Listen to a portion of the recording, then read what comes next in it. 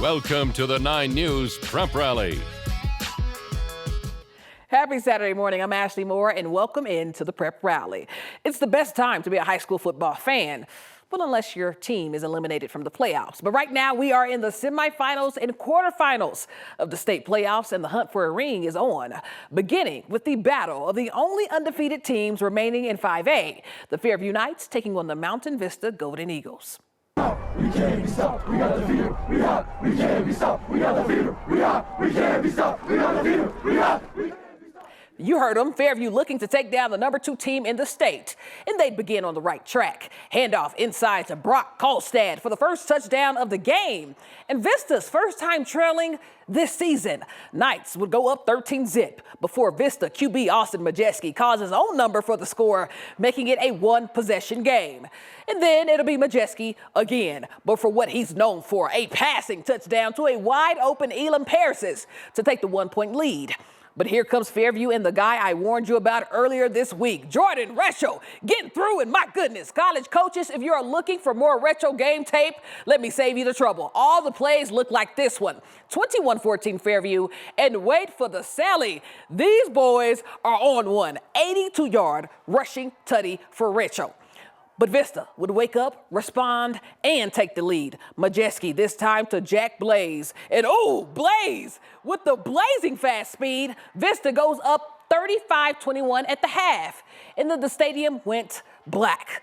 No, really. Everyone at halftime help stadium had to pack up and head to Echo Park Stadium because of a blackout. The game restarted at about 10:30 p.m. and the unthinkable happened. Fairview scored 2 touchdowns in the final 2 minutes, and Mountain Vista's season is over. Upset, but stick around for more Fairview at the end of the rally. But the Dakota Ridge Eagles hosting the Pondo Mustangs at Jeffco Stadium as Eagles QB Kellen Berenson heaves one downfield. When Pondo's Ashton Gentry says, "Give me that," Ashton Smith weaving in and out on the return before getting popped by the Eagles. This game scoreless at the half. But to the first play of the third, Berenson to try the air again, and this one is on the money. Perfect pass, placement, and most of all, positioning by Trace Bratton to catch that one in the end zone as Dakota Ridge advances to the semis 14-0. In 4A, the Broomfield Eagles down in the Springs taking on the Palmer Ridge Bears. First drive for the Eagles. Colin Torres takes the handoff, and Colin Torres is going. 44-yard touchdown. PAT no good. 6-0 Eagles. But from the ground game to the air, quarterback Darian Jackson gets away from the pressure and sends up a beauty of a dime to Grisham Limley for the big play, and he gets down at the 1. Ensuing possession, Torres cashes in with his second score, 12-7 into the second quarter. Eagles, Jackson hooks it up with Gio Toledo for another touchdown, and Broomfield extends their lead, winning 32-23. Well, over at Trailblazer Stadium, the Severance Silver Knights taking on the Green Mountain Rams, and this one was all Rams. First possession of the game, QB Simon Lunsford airs it out to a wide-open Max Babel, and he has space across the 40 and out at the 44 for a 36-yard return. Shortly after, Lunsford rolls right and finds Dax Gomez for 6. Rams up 7-0 as we move to the second quarter. Rams ball again when Demetrius Padilla lines up in the Wildcat, fakes the run, and sends up a jump pass to Corbin Wade, 14-zip Rams. Shortly after, it will be Green Mountain's ball again. This time, Lunsford goes deep, but right into the hands of Silver Knight Max Yon with the ball and some return room as well as the Knights take over. So let's see what they'll do with it. Brady Iverson back to pass.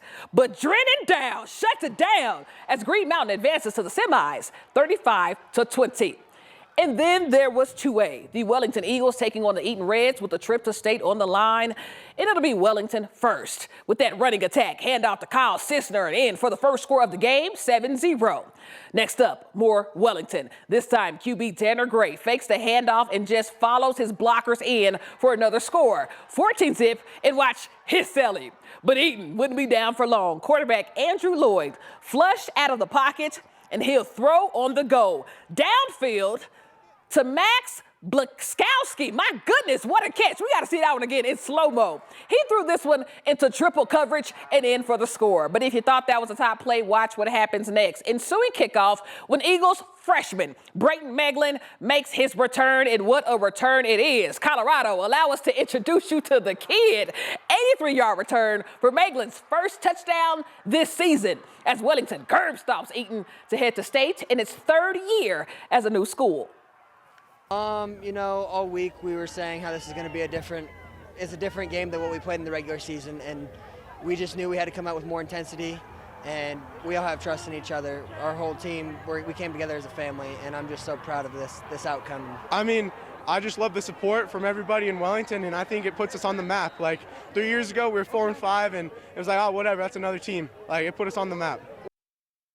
Hey, shout out to that small town ball. But let's circle back to the Fairview Knights. Undefeated this season, and yet everyone in Colorado had them as major underdogs against the number 2 team in the state, Mountain Vista, who many thought should have been number 1, me included. But it's something about that underdog mentality that can fuel you to the upset of the season. So what we're gonna do? We're gonna go out there and we're gonna make them say our name.